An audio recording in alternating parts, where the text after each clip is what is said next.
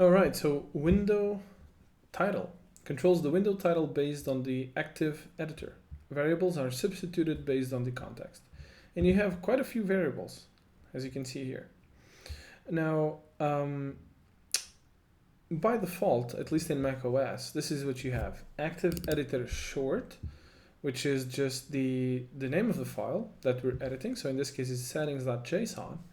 Then you have the separator, which is this little thingy right here, and the root name, which is, if we go and check out the root name, the name of the workspace. So I'm editing the settings.json file in the andrekazal.com workspace, even though settings.json is really a file that's not in this repository.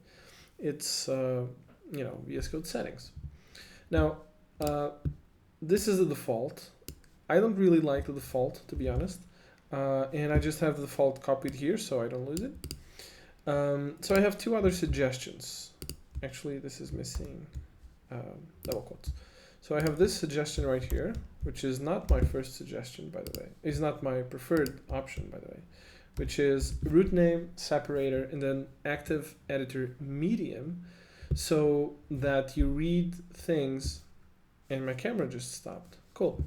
So you read things from left to right. So you're in the andrekazal.com repository, and then, well, I guess with the settings.json file doesn't really make sense, but let's check out this main.js file, which is inside the assets, inside the JS folder, and then we have a file there.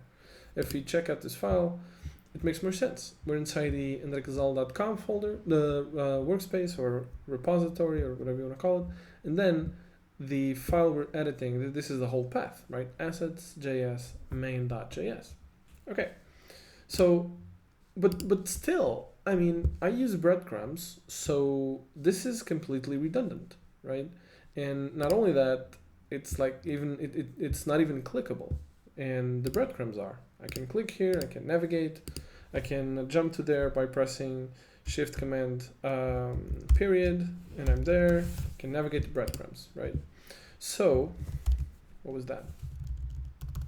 Anyway, so don't really want that like that, right? So, my preferred title bar is this one. It's a simple app name, just Visual Studio Code. In my case, Visual Studio Code Insiders, because I'm using the Insiders version. And that is what I'm going to leave it with.